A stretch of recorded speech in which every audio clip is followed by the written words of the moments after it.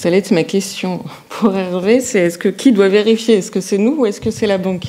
Alors, d'abord, je ne sais pas si ça vous a marqué, mais dans votre espace bancaire, je peux mettre mon nom. Je veux ajouter un bénéficiaire. Je vais mettre le nom du colonel. Merci. Et à côté, je vais mettre le RIB de Madame Bontemps.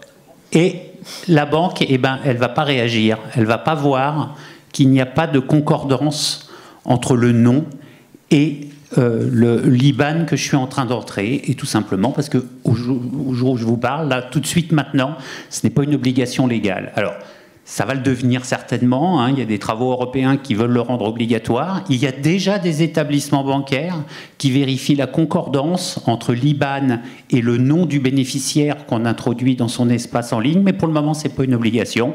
Et visiblement, dans ce cas-là, lorsque le client a tapé magasin de vélo Intel et qu'il a mis un nouvel IBAN de l'escroc, eh ben, c'est passé comme une lettre à la poste, parce que les établissements bancaires, pour effectuer des virements, ne se basent que sur l'IBAN qui est donné par la personne. Donc, vous rentrez un IBAN et ils ont seulement l'obligation de bien respecter cet IBAN, mais pas du tout de vérifier que c'est bien l'IBAN du nom qu'on rentre comme bénéficiaire dans son espace en ligne. Voilà. Donc ça, on espère que c'est une évolution qui va arriver rapidement. Ça évitera un bon nombre, j'espère, d'usurpations comme ça d'IBAN.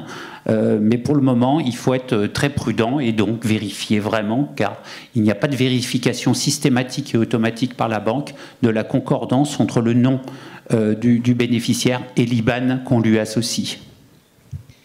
Et une fois que le virement est fait, on ne peut plus rien faire. Alors, il y a des procédures de rappel des fonds, mais là encore, il faudra que ce soit extrêmement rapide, hein, parce qu'il faut que, pour que la banque vous renvoie éventuellement les fonds à votre établissement, il faut encore qu'ils soient sur le compte. Or, généralement, ils ont disparu de manière très très rapide, donc la rapidité est essentielle. Et puis, ce sont des procédures un petit peu dérogatoires, puisqu'il faut rappeler qu'en matière de virement, c'est irrévocable. Une fois qu'on a fait un virement, il n'y a pas de délai de rétractation, il n'y a pas de possibilité normalement, il faut que le virement se fasse. Donc, normalement, ça se fait. Bon, après, on peut effectivement tenter la demande de rappel des fonds. Les banques le font en leur expliquant la situation, et parfois, ça fonctionne.